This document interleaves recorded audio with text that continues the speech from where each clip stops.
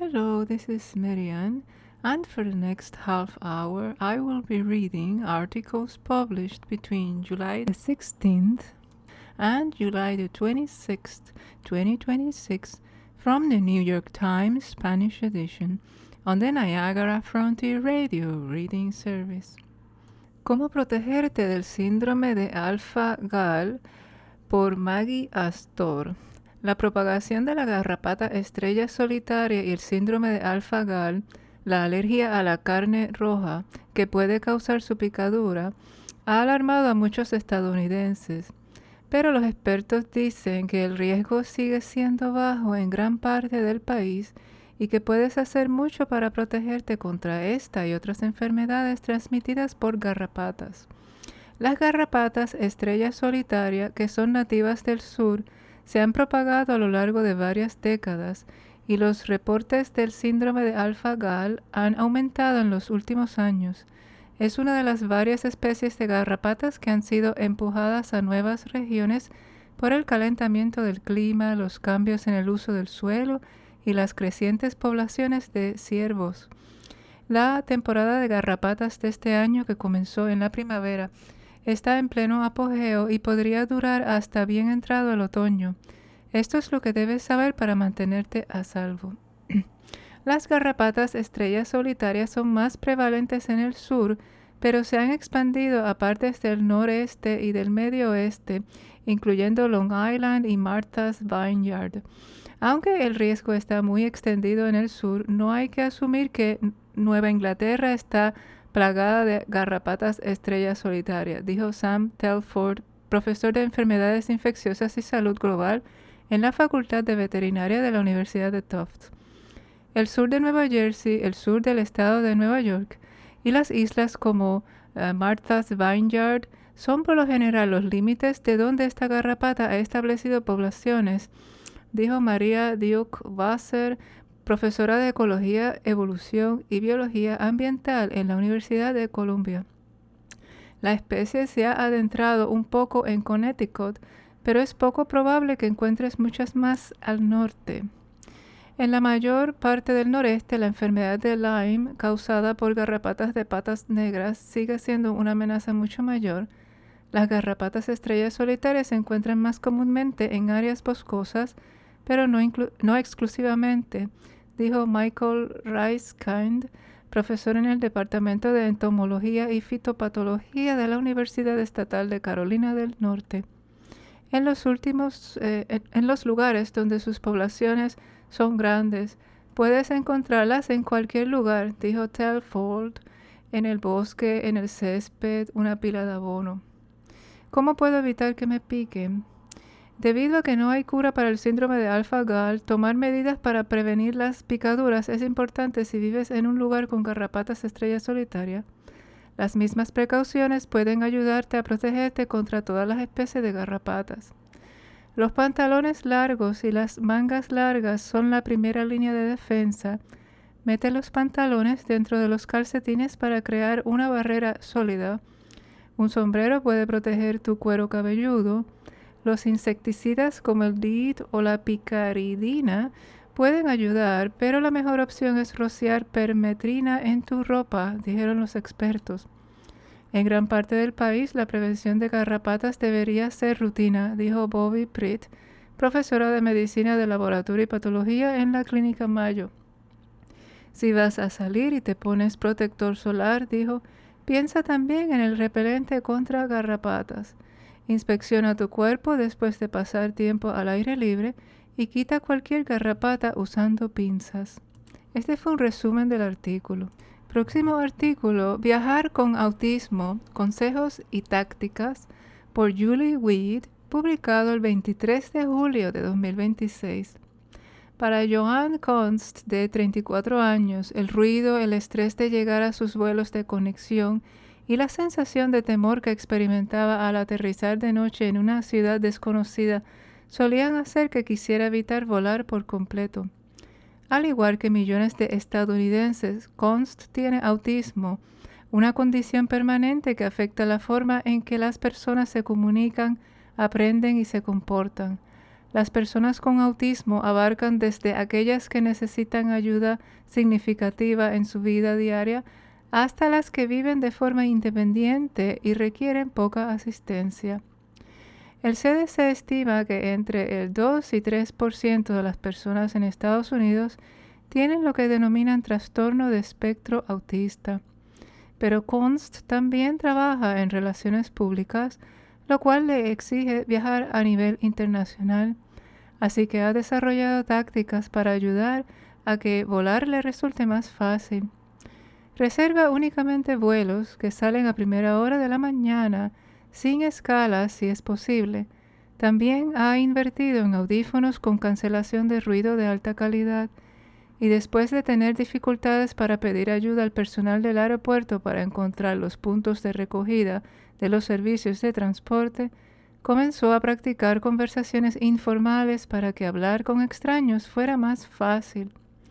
Las personas con autismo no tienen que limitarse, dijo Const, y aprender haciendo es importante.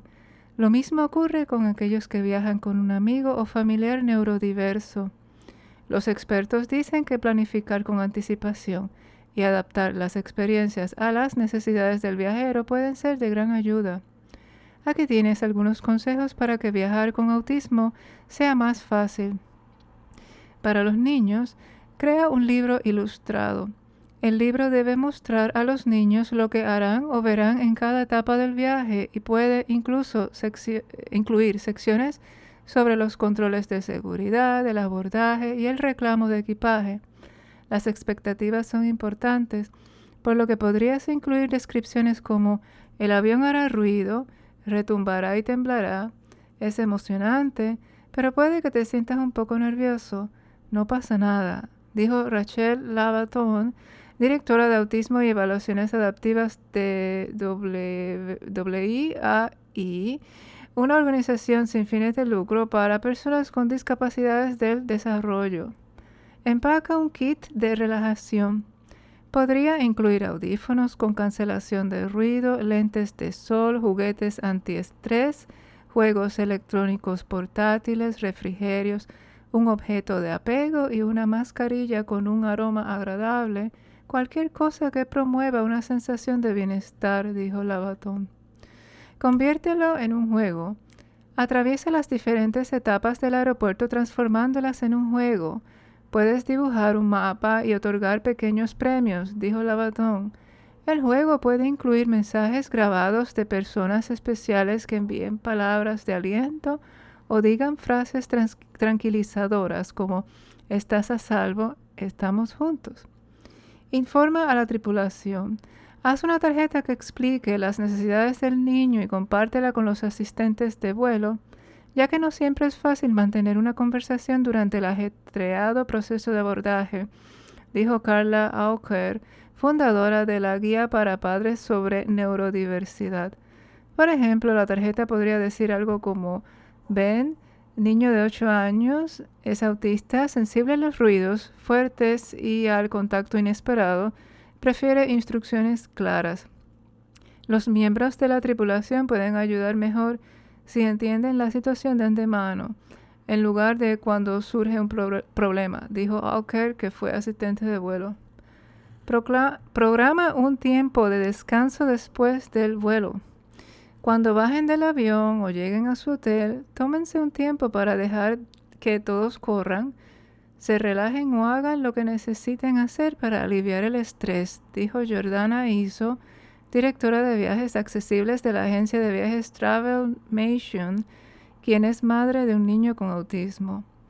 Conserva los recuerdos felices, toma fotos y haz un libro de recuerdos felices para reforzar las asociaciones positivas con los viajes. Y para todos, elige la hora de abordaje adecuada. Si necesitas tiempo extra para instalarte y tal vez concentrarte en una actividad, comparte tus necesidades con los agentes de la puerta de abordaje y avísales que necesitas abordar temprano. Aborda con un grupo posterior si no quieres que pase mucha gente a tu lado o si no quieres pasar tiempo extra en tus asientos. Minimiza las decisiones sobre la marcha. Decide con anticipación dónde comerás en el aeropuerto, qué harás si hay retrasos ¿Y dónde te sentarás en la puerta de abordaje? Un asiento con vista a la pista puede ser menos estimulante. Evitar la fatiga por tomar decisiones puede hacer que todo parezca menos abrumador, dijo Auker. Busca ayuda. Autismo Double Checked, una organización enfocada en ayudar a los viajeros con autismo, ofrece una lista de hoteles, aeropuertos y destinos que cuentan con personal capacitado para apoyar a los viajeros con autismo. Su programa gratuito Autism Flies ofrece ensayos de viaje en el aeropuerto, lo que incluye actividades como pasar por seguridad y abordar un avión. Para obtener ayuda con los controles de la Administración de Seguridad en el Transporte o la TSA, especialmente para los pasajeros con autismo más severo, Alan Day, el director ejecutivo de Autism Double Checked, recomienda comunicarse con la TSA 72 horas antes de volar para solicitar un especialista en apoyo a pasajeros. Estos empleados especialmente capacitados pueden guiarte a través del proceso y hacer sugerencias con base en las necesidades específicas del pasajero. Finalmente, lleva un registro de lo que te funciona y usa una información para mejorar tus estrategias. Viajar puede ser difícil al principio, dijo Const, pero si lo haces lo suficiente será más fácil. Próximo artículo. Sí, los terapeutas de pareja también pelean con su pareja. Así es como lo hacen. Por Jancy Dunn, publicado el 18 de julio de 2026. Alaina Gold es psicóloga clínica en Los Ángeles. Está inmersa en las últimas investigaciones sobre relaciones. Tiene un próspero consultorio de terapia de pareja. Aún así discute con su esposo. Me preocuparía si nunca lo hiciéramos, dijo Gold. Los enfrentamientos son normales en las relaciones, pero cómo manejas esas peleas es clave, explicó Gold. Un pequeño estudio de parejas casadas publicado en la revista Family Process reconoció la inevitabilidad del conflicto en las relaciones íntimas. Pero los investigadores escribieron que las parejas felices parecen capaces de discutir de manera constructiva incluso sus asuntos más problemáticos. Y una reparación hábil a menudo es una oportunidad para una mayor conexión, intimidad y confianza, dijo Gold. Imagino que los terapeutas de pareja son expertos en el manejo de conflictos, así que les pregunté cómo lo hacen en sus propios hogares. Se toman un Angelina Jolie. Las investigaciones sugieren que durante las discusiones las personas suelen pasar a una respuesta de lucha, huida o parálisis, perdiendo parte de su capacidad de pensamiento racional. Por eso Elizabeth Earnshaw, terapeuta matrimonial y familiar, licenciada y autora de Till Stress Do Us Apart, dijo que cuando ella o su pareja se sienten abrumados emocionalmente, se toman una pausa intencional para calmarse. Gold anima a las parejas a encontrar un lenguaje compartido para alejarse, como la señal de manos de tiempo fuera. Tuve una pareja que decía Angelina Jolie, y eso significaba necesito una pausa, dijo. Es importante que quien quiera que ponga la pausa deba decir cuánto tiempo durará, agregó. Si no tienes claro cuánto terminará, una pausa puede sentirse como un castigo. No gritar. George James, terapeuta matrimonial y familiar licenciado en Filadelfia, dijo que cuando él y su esposa tienen una disputa, mantienen sus intercambios respetuosos, sin insultos, sin maldecirse mutuamente, sin levantar la voz.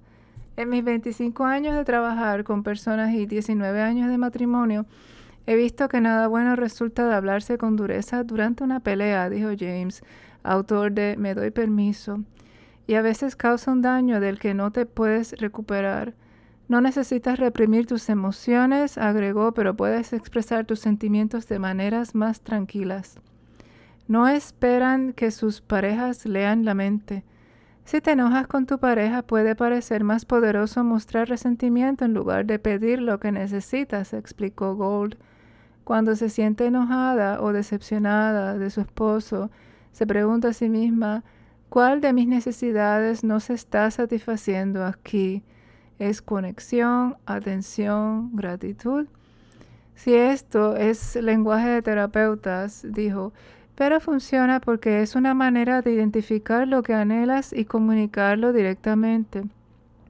Por ejemplo, su esposo, un cirujano, llegó hace poco a casa después de un largo turno, mientras que ella había estado cuidando a su hijo ella sola todo el día.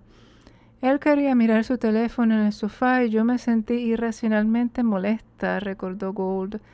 Gould se dio cuenta de que quería sentir aprecio por todas las cosas que había hecho con su niño pequeño ese día. Él le dio las gracias, su necesidad fue satisfecha, ella dejó de estar enojada. Presten atención al lenguaje corporal. Gould me dijo que si se avecina una discusión con su esposo, a veces se recuestan uno al lado del otro. No estás en una postura de pelea si estás acostado, dijo Gould. Eres menos conflictivo en comparación con alguien que camina a pisotones o sale furioso de la habitación. Un amigo mío me dijo que sale a dar caminatas de pelea con su esposo para resolver problemas y ahora yo hago lo mismo. Caminar es una forma de avanzar, aunque sea simbólico. Además, cuando estamos en público, nos da demasiada vergüenza gritar. You are listening to a reading of articles from the New York Times Spanish edition on the Niagara Frontier Radio Reading Service. La forma correcta de dejar a alguien, por Lucia Wallen, publicado el 25 de julio de 2026. He estado en ambos lados de una ruptura, como quien rompe y como quien es dejado. En mi experiencia, ninguno de los dos es mejor y la muerte es preferible. Si bien nunca hay un buen momento para dejar a alguien, siempre hay una forma correcta de hacerlo. Idealmente, una ruptura debería ser una experiencia cuidadosamente planificada, un acto sagrado de preservación de la dignidad que permita a quien es dejado retirarse con elegancia. Empieza por enviarle un mensaje de texto inquietante pero directo. Necesito hablar contigo. ¿Estás libre para vernos más tarde? Luego encuéntrense en un banco en un lugar neutral. Evita cualquier lugar que le guste. Lo más importante es que nunca lo tomes por sorpresa al dejarlo en una cita normal en la que parezca que todo va bien. Porque si la persona abandonada no tiene ni idea de lo que se viene, podría hacer lo que yo hice, que fue pedir un sándwich de atún derretido. Ya no quiero seguir saliendo contigo, me dijo después de acompañarme a la salida del restaurante. Me di la vuelta y lo miré fijamente, segura de que estaba bromeando. Llevaba una maleta para pasar la noche, había viajado hasta su barrio y no pensaba volver a casa. El nuestro había sido un romance de verano breve pero intenso. Él no era mi tipo habitual, pero nos llevábamos bien. Desde el principio supe que tal vez no fuéramos el uno para el otro, pero nos estábamos divirtiendo, y yo estaba dispuesta a poner a prueba la teoría de que los opuestos se atraen, porque él era abogado corporativo y yo trabajaba para una organización sin fines de lucro. Además, él fumaba y yo detesto los cigarrillos. Yo creo en el compromiso, mientras que él una vez canceló una primera cita porque se enteró de que la mujer seguía una dieta sin gluten. Pero era carismático, culto, divertido y mostraba abiertamente interés en mí. En un mundo donde las citas pueden parecer una interminable sucesión de decepciones, la conexión parecía prometedora. Así que cuando escuché las palabras «ya no quiero salir más contigo», mi cerebro no pudo procesarlo. No solo me vio pedir un sándwich de atún derretido, sino que me había animado a pedirlo. Parece la decisión correcta, dijo, a pesar de saber que estaba a punto de dejarme. Para ser justos, dado su plan, probablemente quiso decir, me parece una buena idea porque esta noche no vamos a compartir la cama, así que hazle lo que quieras a tu cuerpo. Muchas mujeres piden ensaladas durante los primeros 2 años de noviazgo, pero yo me sentía genuinamente cómoda con él. Tenía planeado verlo 3 días después para mi cumpleaños. Teníamos planes para ir a un concierto dentro de 2 meses. Me sentía segura con el sándwich de atún derretido. Al principio, mientras hablábamos de los motivos de ruptura, Le mencioné que tengo una afección recientemente denominada síndrome ovárico metabólico poliendocrino. Y un médico me dijo cuando tenía poco más de 20 años que sería poco probable que pudiera concebir. Hay mucha información confusa sobre el potencial de fertilidad de las personas con SOMP, antes conocido como SOP. Aunque muchas personas con esta afección pueden quedar embarazadas y tener hijos biológicos, no sé si yo puedo o quiero dar a luz, dados mis complicados problemas reproductivos y hormonales. Sin embargo, sí quiero formar una familia y la adopción y la acogida siempre me parecieron opciones. Le dije que el tema de la fertilidad era un factor decisivo para algunos hombres y él respondió que no lo había considerado antes y que necesitaría pensarlo. Pero mientras ambos lo dejábamos de lado, nuestras citas se volvieron cada vez más íntimas. Es lo de los hijos, dijo. Me he dado cuenta de que definitivamente los quiero, así que esto no va a funcionar. Espera, ¿te refieres específicamente a hijos biológicos? Pregunté, tratando de darle sentido a mi nueva realidad. Sí, la verdad es que no lo había pensado hasta que lo mencionaste, dijo. Pero quiero mantener esa opción abierta. Estuve estresado por esto toda la semana. Le dije que me sentía tomada por sorpresa y él respondió, no debí haberte llevado a cenar. ¿Qué te pareció el panqueque? Me olvidé de mencionar el panqueque. Al fin de la cena pidió la carta de postres y yo le dije, no necesito postre. Pidamos un panqueque, dijo. No, gracias, ya tengo suficiente con el panqueque, le respondí. Él siguió adelante y pidió un panqueque con helado de vainilla. Cuando nuestro mesero dejó el panqueque frente a mí, rápidamente tomé el plato y lo puse frente a él diciendo, este no es mi panqueque. Una pareja mayor que estaba a nuestro lado se echó a reír al ver a los jóvenes enamorados discutiendo. Vamos, ayúdame a comer el panqueque, dijo él, probablemente molesto porque ahora estaba llamando la atención del público sobre su extraño pedido de postre no consensuado. Le di un mordisco. Me estaban dejando por mis problemas de fertilidad después de comerme un sándwich de pescado caliente y un desayuno de cumpleaños para niños frente a mi verdugo. Me sentía como una loca. Le pregunté si había algo más aparte del tema de los hijos. Estaba desesperada por darle a este chico una salida más digna. La excusa de la fertilidad me parecía demasiado insensible. Sí, tener hijos biológicos es un motivo válido para romper la relación para algunos, pero sin siquiera discutirlo. Podría haber aceptado que me dijera, no siento una conexión romántica, o conocí a otra persona, o te vi comer un sándwich de atún derretido como hace una hora. No solo se trata de los hijos, dijo. Me encanta pasar tiempo contigo, eres una persona maravillosa. Quiero seguir saliendo contigo, pero seguiríamos desarrollando sentimientos y esto acabaría saliendo a la luz tarde o temprano. Me estoy haciendo mayor y mis amigos están empezando a tener hijos. De repente estábamos parados frente a su edificio de apartamentos. Una sensación en mi estómago me dijo de inmediato, vete a casa. Pero estaban pasando muchas cosas en mi estómago, así que me costaba descifrarla. Le dije que no sabía qué decir y le pregunté si quería caminar 2 cuadras hasta el lago. En retrospectiva, sugerir que pasáramos más tiempo juntos fue una jugada extraña de mi parte, pero creo que en cierto nivel estaba tratando de armar una ruptura adecuada para mí misma. Cuando me diagnosticaron el SOMP por primera vez, sentí una mezcla de tristeza y alivio. Por fin tenía una respuesta a mis muchos años sin menstruación, pero el diagnóstico me hizo sentir como si mi cuerpo hubiera tomado una decisión importante sobre mi feminidad sin mi consentimiento. Y en una sociedad donde muchos consideran que tener hijos biológicos es la forma más pura de criar a un hijo, mi diagnóstico trajo consigo una aceptación forzada de que tal vez estaría tomando un camino alternativo en mi vida como mujer. Durante mucho tiempo bromeaba abiertamente sobre mis problemas de fertilidad. Fue uno de mis primeros temas exitosos para mis monólogos y siempre había salido con hombres que lo trataban más bien como un asunto del tipo No te preocupes, lo resolveremos cuando llegue el momento. Nunca había sentido que mi potencial reproductivo pudiera eclipsar el deseo de alguien de tenerme en su vida.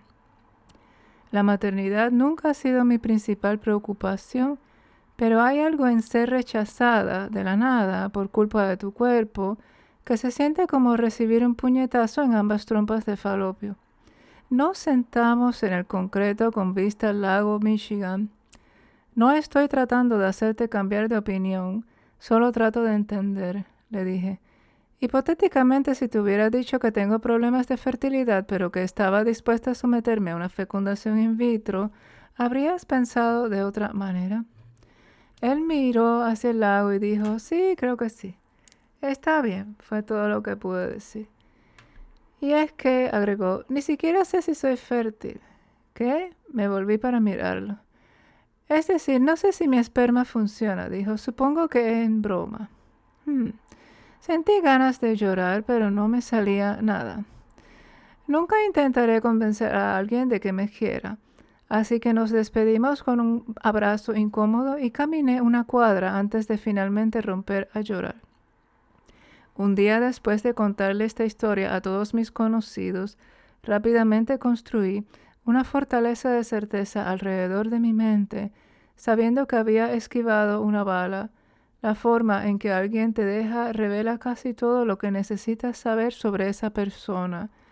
Y estoy mejor sin pasar mi vida con alguien que me obliga a comer panqueques con helado justo antes de asestarme un golpe devastador. Debo aclarar un gran vacío en esta historia. Independientemente de si sabía que me iban a dejar o no, sí pedí un sándwich de atún derretido antes de lo que esperaba que fuera una noche desenfrenada. No tengo excusas. Por favor, respeten la privacidad de mi familia durante este momento. Próximo artículo. Los análisis de sangre para el Alzheimer ofrecen una nueva promesa para detectar la enfermedad. Por Dana G. Smith y Pam Beluk. Las investigaciones presentadas esta semana en la Conferencia Internacional de la Asociación de Alzheimer en Londres sugieren que el uso de análisis de sangre para el Alzheimer podría transformar a la larga la manera en que se diagnostica la enfermedad e incluso predecir quién podría desarrollarla y cuándo. Un estudio presentado el martes demostró que cuando los médicos de atención primaria tenían acceso a los resultados de los análisis de sangre, su precisión para diagnosticar si los síntomas cognitivos de un paciente eran causados por el Alzheimer mejoraba considerablemente. Otro estudio presente el miércoles y publicado en la revista JAMA sugirió que los análisis de sangre podrían ayudar a predecir el riesgo de un individuo de desarrollar deterioro cognitivo relacionado con Alzheimer en un plazo de 2, 5 y 10 años. Los hallazgos indican que estas pruebas, las cuales detectan formas de dos proteínas, la amiloide y la tau, que son marcadores biológicos de Alzheimer, son cada vez más prometedoras para ayudar a que los pacientes sean diagnosticados con más facilidad y para informar a las personas sanas que no tienen ningún síntoma de deterioro cognitivo sobre su riesgo futuro. El objetivo es transformar el Alzheimer en una enfermedad que pueda tratarse en sus etapas más tempranas y eventualmente encontrar maneras de retrasar e incluso prevenir sus devastadores problemas de memoria y pensamiento. Sin embargo, aunque los expertos están entusiasmados con el potencial de las pruebas, dicen que aún hay dudas sobre cuál es la mejor manera de usarlas y algunos tienen inquietudes respecto a su precisión. Actualmente hay 2 análisis de sangre aprobados en Estados Unidos para ayudar a los médicos a diagnosticar el Alzheimer en personas con problemas cognitivos. Existen diferentes variaciones de las pruebas, pero a la que se ha considerado más precisa se le suele llamar la prueba p-tau 217, llamada así por el tipo de tau que mide. Debido a que las pruebas son mucho más baratas y fáciles de administrar que un escáner PET o una punción lumbar, los estándares de referencia actuales para diagnosticar el Alzheimer podrían ayudar a que más personas reciban un diagnóstico y tratamiento. El estudio presentado el martes en la conferencia de la Asociación de Alzheimer, que aún no ha sido publicado en una revista revisada por pares, ofreció nuevos datos sobre la precisión de las pruebas cuando se utilizan en un entorno de atención primaria. En el estudio, médicos de atención primaria evaluaron a los pacientes que presentaban deterioro cognitivo y se les pidió que determinaran si los síntomas de los pacientes eran causados por el Alzheimer, tanto antes como después de recibir los resultados de los análisis de sangre de los pacientes. Posteriormente, los pacientes fueron evaluados por neurólogos y se les realizó un escáner PET o una punción lumbar para confirmar el diagnóstico. Cuando los médicos de atención primaria tuvieron acceso a los resultados de los análisis de sangre, la precisión de su diagnóstico mejoró del 62% al 88%. Los médicos también informaron que cambiarían sus planes de tratamiento, por ejemplo, iniciar o suspender medicamentos, derivar a un paciente a una clínica de la memoria o darle de alta, en más del 60% de los casos, basándose en los resultados de los análisis de sangre. La precisión de los análisis de sangre en sí mismos fue de alrededor de 90%. Antes de que existieran las pruebas, los médicos de atención primaria se enfrentaban a una tarea casi imposible al tratar de determinar si los síntomas de un paciente eran causados por el Alzheimer mediante el uso de herramientas muy limitadas, dijo Sebastian Palmsky, profesor asociado de neurología en la Universidad de Lund en Suecia, quien dirigió la investigación. Ahora tienen una prueba real que podría ayudarlos a hacer el trabajo. El beneficio potencial de las pruebas puede ser mayor para las personas que no tienen acceso a una clínica de la memoria especializada. No todo el mundo tiene un escáner PET disponible. No todos pueden realizar punciones lumbares en el área rural de Minnesota, en el Estados Unidos rural, dijo Ronald Peterson, profesor de neurología en la Clínica Mayo en Rochester, Minnesota. En esos lugares, añadió, un análisis de sangre es mucho más viable. Palmsky dijo que cree que si un médico hace una evaluación exhaustiva, además del análisis de sangre, en la mayoría de los casos puede confiar en los resultados para hacer un diagnóstico sin solicitar un escáner PET para confirmarlo. Pero en la actualidad, otros expertos opinan que los análisis de sangre por sí solos no deberían usarse para diagnosticar a una persona con Alzheimer. En su clínica, Peterson dijo que ve casos donde hay inconsistencias, el análisis de sangre da positivo, el escáner negativo o el escáner PET da positivo y el análisis negativo. Como resultado, él corrobora los resultados del análisis de sangre para hacer un diagnóstico, en particular si va a recomendar que un paciente pruebe uno de los nuevos medicamentos diseñados para tratar el Alzheimer. El problema de la inexactitud es especialmente apremiante en los entornos de atención primaria, donde se puede examinar a un amplio espectro de pacientes, lo que podría derivar en tasas de falsos positivos más altas. También pueden presentarse resultados falsos negativos con las pruebas, aunque son menos comunes. Puede haber varias razones por las que las pruebas podrían arrojar un falso positivo.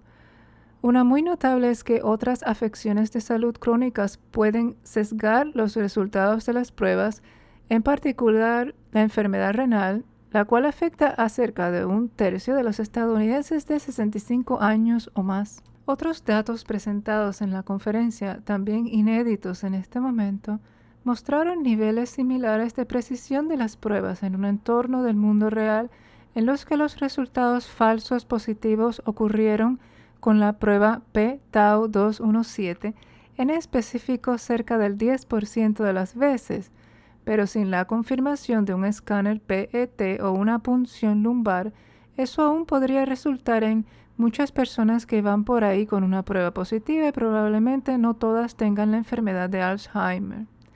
Un falso positivo es preocupante, dijo Mielke, profesora de epidemiología y prevención en la Escuela de Medicina de la Universidad de Wake Forest, porque podría haber otros factores que afecten la cognición de una persona, como medicamentos, alteraciones del sueño o uso de sustancias que podrían no abordarse si el problema se le atribuye de manera incorrecta al Alzheimer. El estudio presentado y publicado el miércoles reveló que cuando los análisis de sangre medían niveles más altos de p-tau 217, esa lectura predecía una mayor probabilidad de desarrollar deterioro cognitivo relacionado con el Alzheimer y que las pruebas podrían calcular esa probabilidad a un plazo de hasta 10 años. La autora principal, Rachel F. Buckley, profesora asociada de neurología en el Mass General Brigham y en la Escuela de Medicina de Harvard, dijo que uno de los puntos fuertes del estudio era su capacidad para calcular el riesgo de un individuo. Por ejemplo, dijo, el análisis de sangre podría ayudar a predecir si soy un hombre de 75 años y tengo esta cantidad de p-tau 217 en mi plasma sanguíneo, ¿cuál es mi nivel de porcentaje de riesgo de deterioro cognitivo en un lapso de 5 años? En la actualidad, los expertos no recomiendan los análisis de sangre para las personas que no tienen deterioro cognitivo, excepto para ayudar a evaluarlos y determinar si son elegibles para participar en ensayos clínicos de posibles terapias para el Alzheimer. Esto se debe en parte a que aún hay dudas sobre la precisión de hacer tales predicciones en personas cognitivamente sanas. Los investigadores y otros expertos añadieron que la predicción del riesgo también debe incluir otros factores, entre ellos la edad, genética y otras afecciones de salud. Un punto clave es que todavía no hay opciones de tratamiento disponibles para las personas sin síntomas, dijo María Carrillo, directora científica de la Asociación de Alzheimer. Pero según ella y otras personas, eso podría estar a punto de cambiar. En los próximos 6 meses a 2 años, los expertos esperan los resultados de 2 ensayos clínicos que evalúan si los medicamentos antiamiloides aprobados para pacientes sintomáticos también pueden retrasar o prevenir la aparición de deterioro cognitivo en personas asintomáticas. Si en verdad la promesa de estos tratamientos en individuos asintomáticos se convierte en realidad, dijo Carrillo, entonces los análisis de sangre para ayudar a predecir el Alzheimer tendrán una demanda generalizada. Si esa hipótesis se confirma en estos ensayos clínicos, entonces eso realmente va a cambiar gran parte de nuestra práctica, dijo Adam Boxer, profesor de memoria y envejecimiento en la Universidad de California en San Francisco. Es posible que necesitemos empezar a examinar a las personas antes de la aparición de los síntomas en el entorno de atención primaria para conocer el riesgo de enfermedad de Alzheimer y si parecen estar en un riesgo muy alto, entonces es posible que queramos intervenir con un medicamento antiamiloide. El nuevo estudio, que incluyó a casi 2.700 adultos mayores cognitivamente sanos de 6 grupos de investigación diferentes, predijo que tener niveles muy altos de p-tau 217 se asociaría con un riesgo del 38% de desarrollar deterioro cognitivo en los siguientes 5 años y un riesgo del 78% en 10 años. Para las personas con el siguiente nivel más alto de p-tau 217, el riesgo fue del 24% en un periodo de 5 años y del 62% en 10. Las personas con niveles solo un poco elevados presentaban un riesgo del 15% a lo largo de 5 años y el 45% a lo largo de 10. Hubo poca diferencia en el riesgo a 2 años para las personas con diversos niveles de p-tau 217, el cual varió del 1 al 4%. Este es un estudio importante, dijo Eric Ryman, director ejecutivo emérito del Instituto Banner de Alzheimer en Phoenix, quien es co-líder de uno de los ensayos que prueban medicamentos antiamiloides para personas asintomáticas.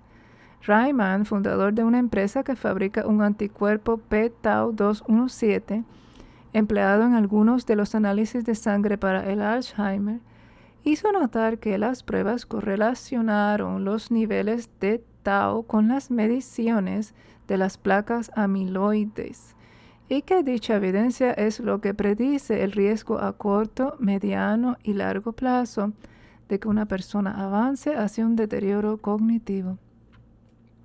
Reisa Sperling, profesora de neurología en el Mass General Brigham y en la Escuela de Medicina de Harvard, y la autora senior del estudio, dijo que el objetivo era que los análisis de sangre para el Alzheimer fuesen lo bastante buenos para que pudieran usarse de la misma manera que los médicos usan las mediciones de colesterol y de presión arterial para predecir los riesgos cardiovasculares y las pruebas de azúcar en la sangre para predecir los riesgos de diabetes.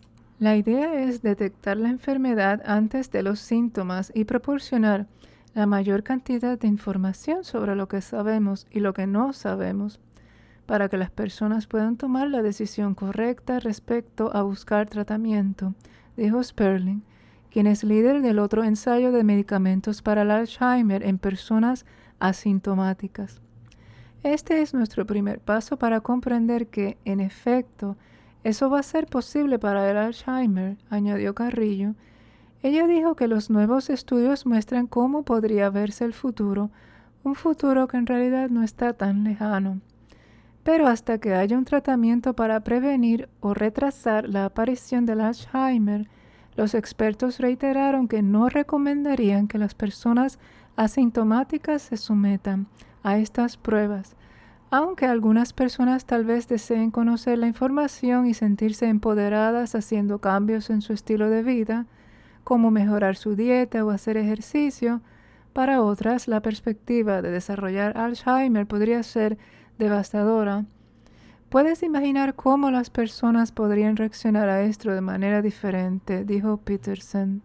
You have been listening to a reading of articles published between July 16, 2026 and July 26, 2026 from the New York Times Spanish edition.